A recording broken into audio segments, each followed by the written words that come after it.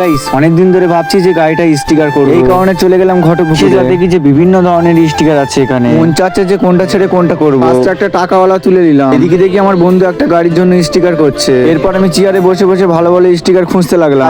আমি দাঁড়িয়ে দাঁড়িয়ে দেখছিলাম যে কেমন ভাবে স্টিকারটা করছে। আমার ইউটিউব চ্যানেলের ডিজাইনটা করছে, যেহেতু ডিএক্স ইমরান ওয়াইটি ইউটিউবে আমার নাম আছে।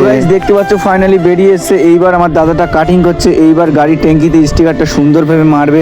যেহেতু কেমন হয়েছে তোমরা অবশ্যই কমেন্ট করে বলবে, ঠিক আছে? হ্যাঁ, তোমরা যারা স্টিকার করতে চাও আমার সাথে অবশ্যই যোগাযোগ করবে, খুব কম দামে স্টিকার হয়ে যাবে। গাইস বাড়ি এসে আমি চারটের নামাজ পড়ে একটু মাঠের দিকে যাচ্ছিলাম, যে কটা টমেটো তুলবো, কিন্তু এত সুন্দর সুন্দর টমেটো আছে না। দেখতে পাচ্ছ ফাইনালি হুজুর মাঠের ভেতরে চলে এসেছে।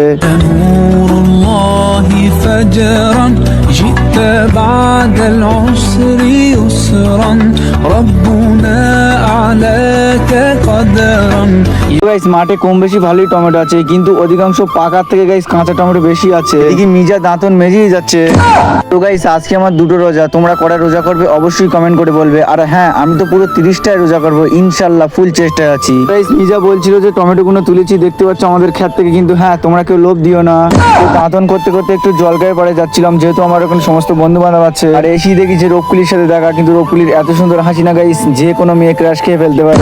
তো বাড়ির বাজে রওনা দিলাম, যেহেতু ইফতারের টাইম হয়ে গেছে। হ্যাঁ, ভিডিওটা ভালো লাগলে অবশ্যই ফলো করে নিও।